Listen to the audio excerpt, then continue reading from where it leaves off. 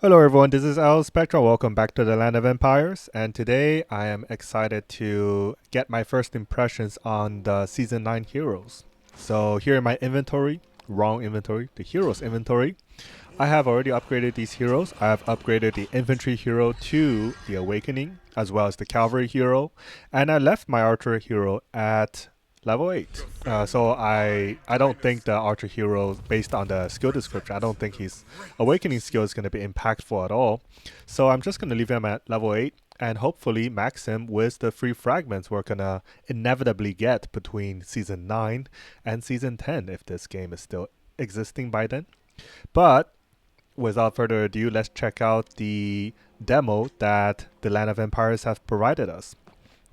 Now, I know that these demos are very unreliable for evaluating the actual performance of this hero, but let's take a look nevertheless, and I want to kind of get an idea, as usual, of how these heroes use the ultimate skills. We can see that Khufu actually used the ultimate skill at the very beginning of the fight, and that is one of his characteristics. It's actually not in his skill description, but it is simply one of his characteristics, and I believe that his awakening skill reduces the charge bar by 40%. So this is why we might be seeing the infantry hero using the rage skill only now.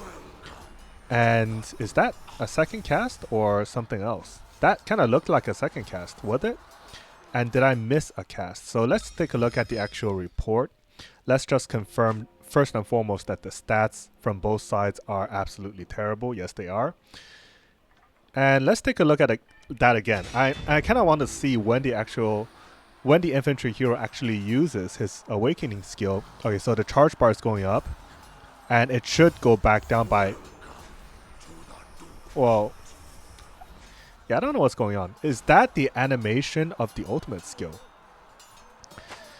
And I apologize ahead of time if this review video or first impressions video goes on for too long, but this is kind of just how I do analysis on the game. So I kind of want to look at the damage numbers now. So the infantry hero is supposedly going to deal 5 hits. So that's third, the fourth, and the fifth hit. So we can see it was 5 hits of 2,500 damage. So I just want to quickly confirm what the heck Khufu is actually doing here, because Khufu is supposedly reducing the charge value by 40%. I just want to confirm that if that is correct. So it deducts their charge value by 40%. This skill is used immediately. So it was in the skill description. I kind of forgot about it. But we can see that even though it reduces, well, supposedly reduced the charge value by 40%, our main character here, Osiris, casted the ultimate skill right away, like as if he completely ignored that effect. So let's take a look at that one last time. And it does appear that the damage was around 2,500 for 5 hits. So let's take a look at Khufu's damage real quick. So it was 8,600. So 2,600 times 5, I'm just going to pretend it's 2,500. So that's 12,500. So we're comparing 12,500 to 8,000 damage. Not that impressive. Really not that impressive. Let's take a look at the details. Normal attack, it appears that Osiris dealt more normal attack damage. And yeah, a decent amount of skill damage. So just from the damage potential alone, Osiris is superior to Khufu, obviously, but that's not very helpful. But we did get to see his ultimate skill. His ultimate skill was actually very slow. So a lot of skills, as you know, Hanzo, the Season 8 Archer, their skills, even though it hits you multiple times, the hits are very quick. They go by very quickly. Whereas Osiris, his ticks appears to happen only about once per second. So that actually kind of weakens the potential positive effect of that skill that reduces the charge value for your opponent. So now we have Moria going against Lubu. So let's take a look at this. Keep in mind that Moria is awakened, so I expect this charge bar to go up really quickly, which does not look to be the case. Is the awakening skill even working?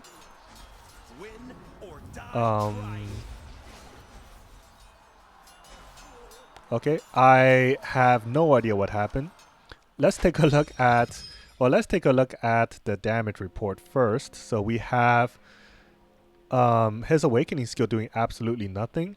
So there's a couple potential explanations for this. One possibility is that the opponent infantry hero simply had too few HP when the Prince of Moria dealt the ultimate skill, and your damage actually does not go over the HP value. So maybe the opponent only had 3,850 troops remaining when he casted the ultimate, but when did he actually cast that ultimate? I didn't even see the animation.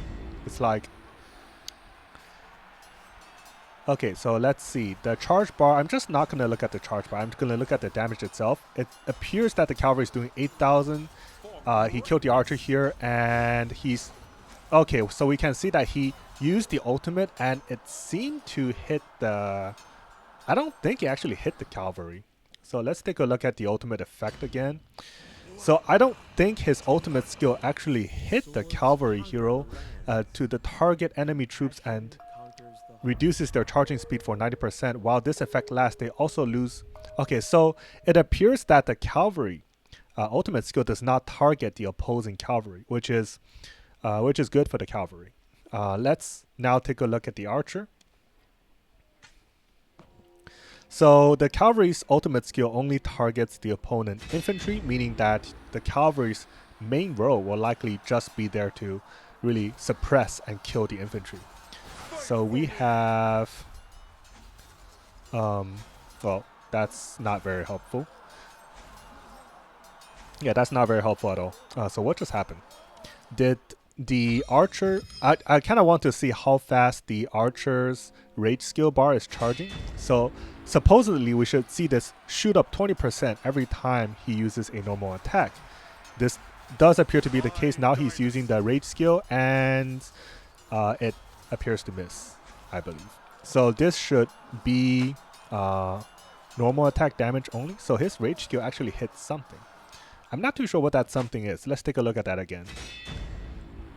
So, yeah. Okay. Oh, I believe what happened was that his rage skill instantly wiped out the opponent infantry and cavalry because they were just dummy heroes having no defense for themselves. So that not a very useful report. Let's take a look at a 3v3 scenario. So now I kind of want to see the rage skill charge speed, which does not seem to be very quick at all.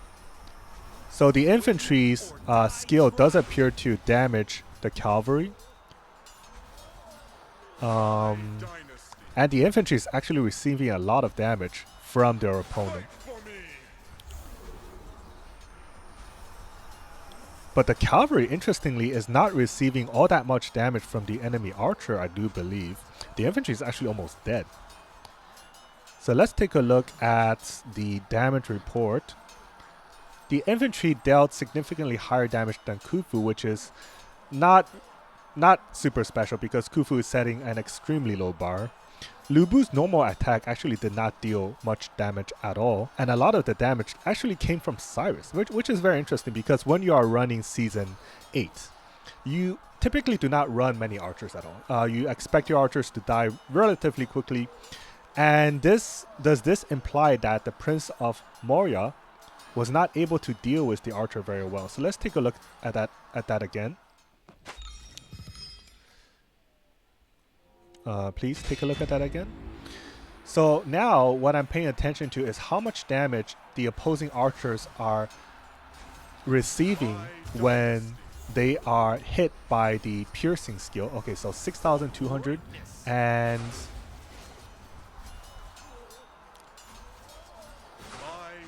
well, he seemed to receive some damage, but 6,200 really does not pose any danger to the archer at all. And here, their ultimate skills does not appear to target the archer at all. So in Season 9, at least versus Season 8 or a mirror Season 9 setup, the archer actually looks to be very safe. So this means a couple of things. It means that the archer, being that it cannot be harmed by the rage skills will stay alive long enough to have significant impact in damaging the infantry. Although this does not suggest that Awaken the Archer will actually give you much impact, it just suggests that the Archer's damage, or his consistent damage over time, may be very impactful. What I was surprised, however, is the lack of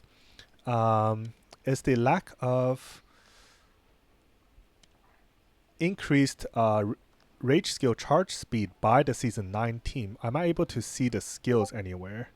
So they do have their skills in effect. Whereas, oh, is that possibly why Lu Bu wasn't doing all that much? Okay, so yeah, it does appear that the awakening skills on both sides are locked. If this graphic is simply incorrect, it appears to be locked according to the locked symbol here. And this gives me some hope that the awakening skills were simply not present during our preview of these heroes, which makes sense because we saw that the ultimate skills charged really, really slowly, and the infantry hero almost got killed by this season 8 team. Whereas when we saw season 8 versus season 7, the season 7 team got completely demolished. So anyways, now that we have completed our preview according to what the game has provided us, let's take a look at their actual performance now that the Arena of Legends is open. And with that, I hope I get some fairly respectable opponents. So I am going to switch out my attack team into the new Season 9 lineup, which consists of Osiris, Moria, and Emperor Qing. For my initial composition, I'm going to run something probably fairly normal. So 50,000, no, that's not normal at all. Like 70,000. Let's do something like 70,000, 90,000, or 100,000 cavalry, and the rest being infantry. And I don't think I'll need any teams after this, but at this point, it really depends on how the skill interactions work and whether the Season 9 team will actually be susceptible to Season 6 cavalry variations. So let's take a look. We probably won't be able to get a sense of that in this first round of Arena of Legends, simply because the players I'm about to face will likely be rather lackluster. But I was, after all, rank 2 at the end of the regular arena season, so hopefully we'll be able to get some decent opponents. And one thing I do look forward to seeing is facing the same opponent, because I'm about to upgrade to Glorious 15 infantry. And if I do end up facing the same opponent, I'll take this chance to test the scaling between Glorious 14 and Glorious 15. I hopefully be able to show you guys how I test that scaling. So going into this battle, we are against Season 7, a full Season 7 team, presumably no armor across them. And let's take a look. Let's not take a look. Go to the next fight. That was not impressive. Okay, so now we are going up against Season 8. This opponent is hopefully not going to die in one hit, but yeah, let's just take a look. That's a lot of damage. That's really quite a lot of damage. Okay, so I probably missed a lot of things in that fight, but let's just move on to the next one, because I really kind of want to get an opponent that can survive more than a couple hits. So in this battle, let's pay attention to the actual charge bar.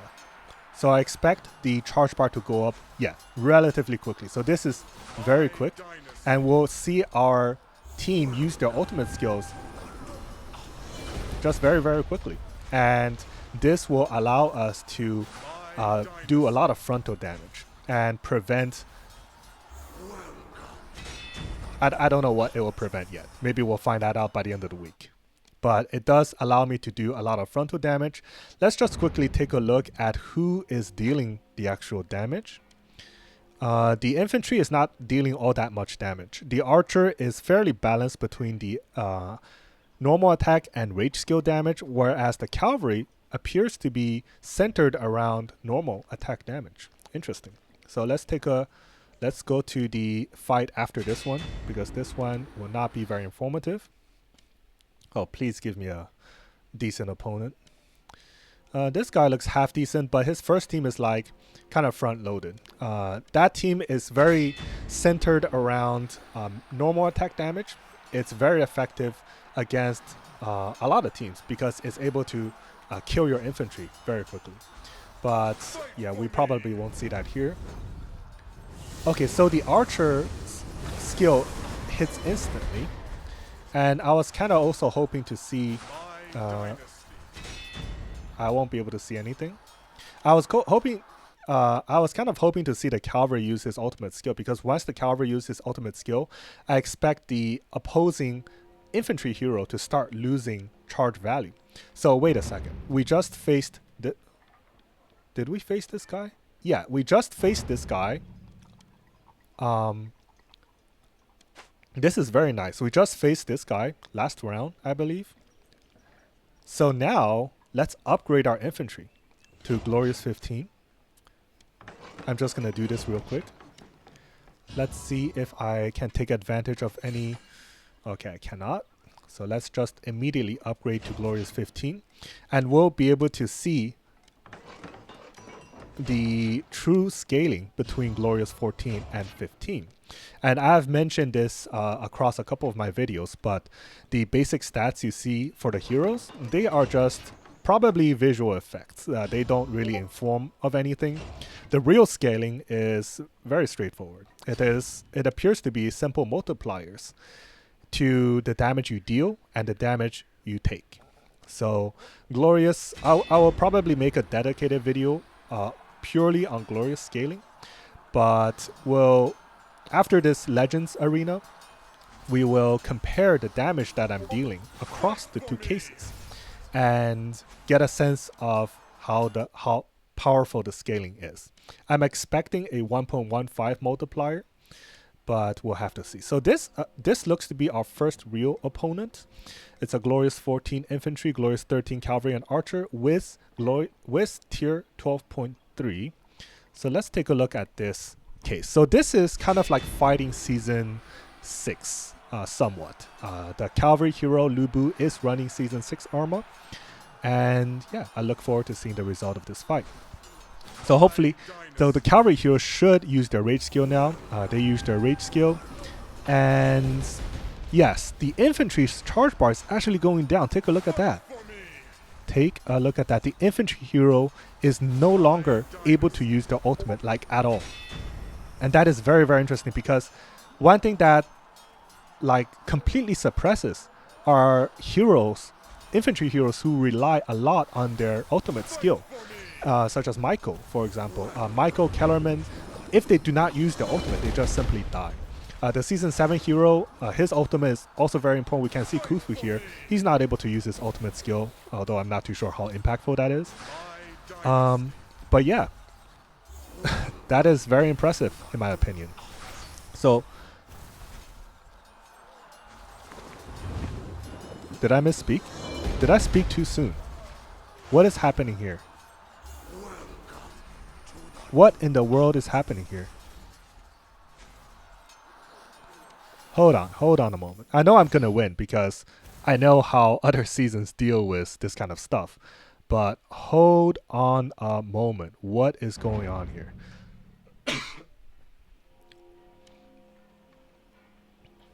What is going on here?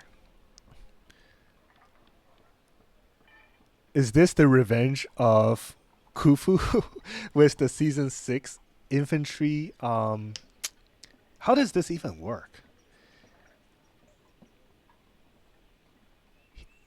I'm biting myself back. Like, I'm biting myself in the ass right now, because through that entire fight, I was saying how the season 6 infantry hero, he would not be able to use his ultimate skill at all, but I feel like he took absolutely no damage for whatever reason. Like I know the season 6 archer kind of helps with that, but it shouldn't have that much of an effect.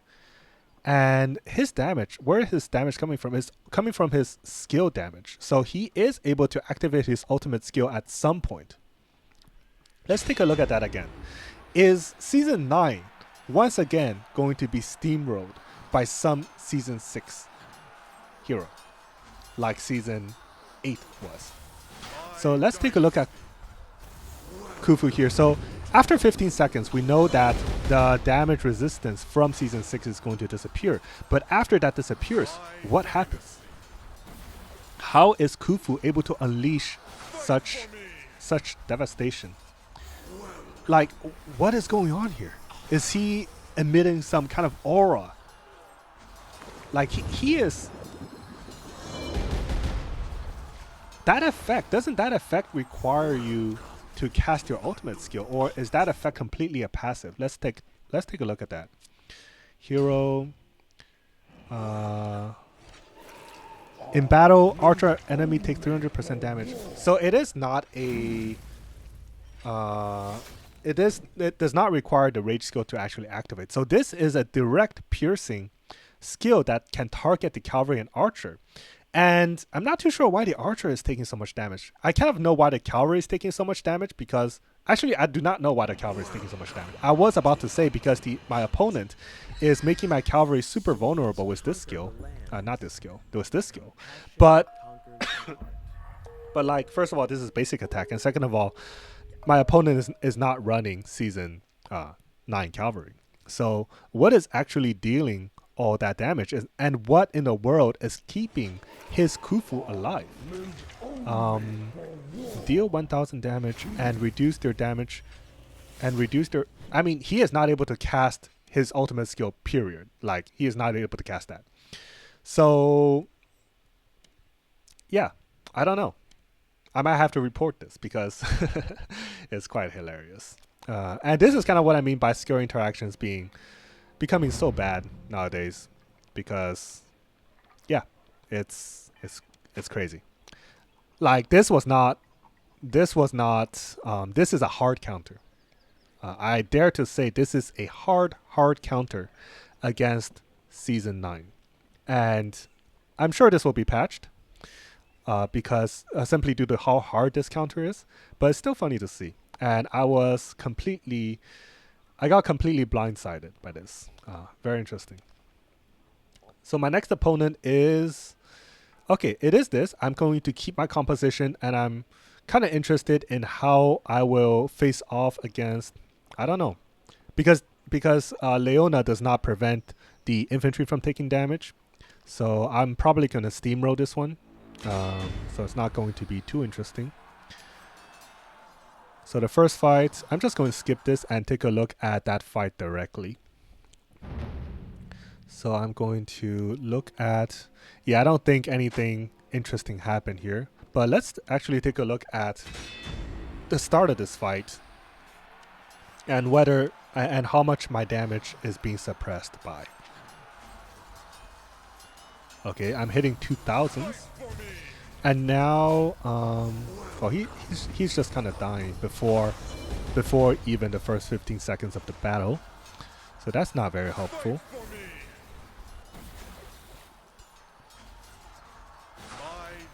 Yeah, yeah. What can I say? Right now, the situation is that the combo of Kellerman and yeah, season 6 archer and probably season 6 cavalry as well, because the season 6 cavalry also has that passive effect of dealing damage, which season 9 appears to have zero ability of resisting this skill. So the season 6 cavalry probably can also do fairly well versus season 9 if they are able to stay alive, which I'm not too sure of. We know that season 6 archer, season 9 archer, only appears to target the infantry, and the season 9 cavalry also, the season 9 cavalry appears to only target the infantry.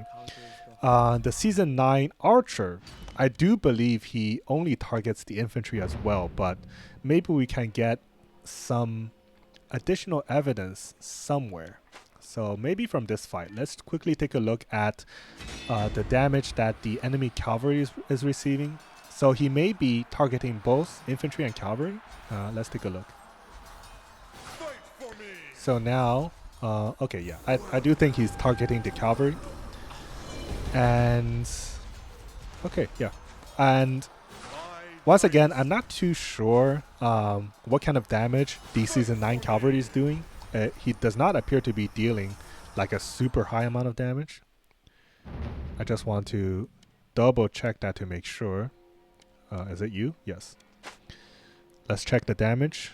Yeah, the archer, like we saw the archer like destroy the cavalry on the second use of the rage skill, but the cavalry itself, he did not deal too much damage, presumably due to the Season 6 heroes passive, which helps you take less damage for the first 15 seconds. So that is the explanation of why they didn't take so much damage from the first few rounds of rage skill usage. And also, which is why I think that this skill is completely garbage. Like, Season 6, Season 7, they are all pretty robust in the first 15 seconds of the battle. And also I don't know about Season 8, but you get the idea. But yeah, this was my first impressions. I was completely blindsided by the fact that this season of heroes absolutely sucked against the combination of Season 6 infantry and Season 6 archer.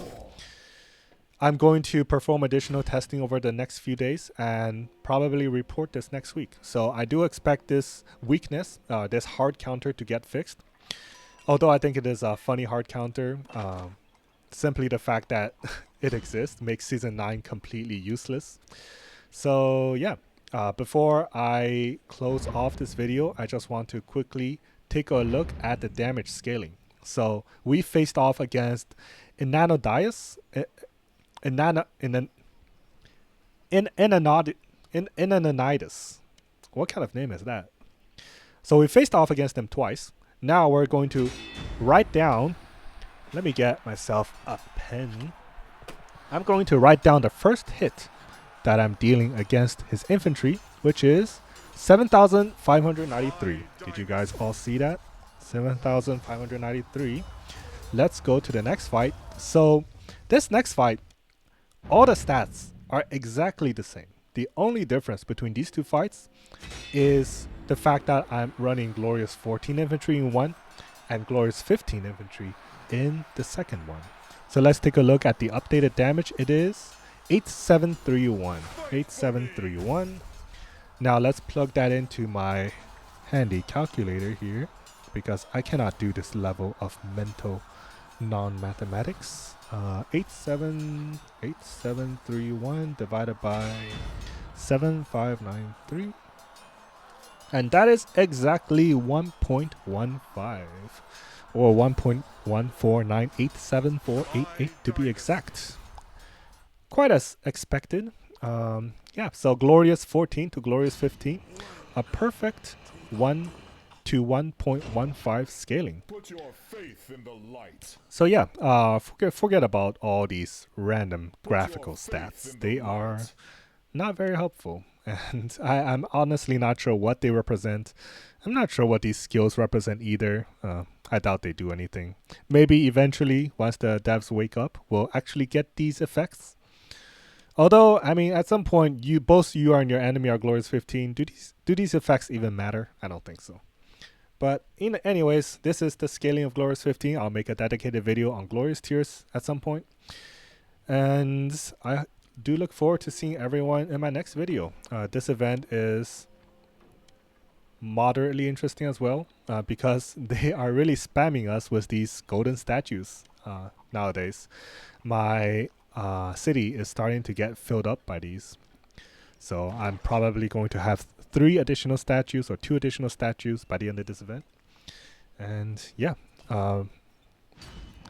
I guess take advantage of this hard counter while you still can, because it is definitely a hard counter. unbelievable. But otherwise, we didn't really get too much of impressions of these heroes. I'm going to make a dedicated video on the Apex Arena to see what compositions people are playing around with for these heroes, and a second dedicated video for Apex Arena once we have achieved a much higher understanding of these heroes. And over the next few months, if I'm still here, I will develop a meta sheet for Season 9 as well. Hopefully it will be as exciting as Season 8, but we'll have to see. All right, I hope everyone enjoyed this video, and I will see everyone in my next video. Take care.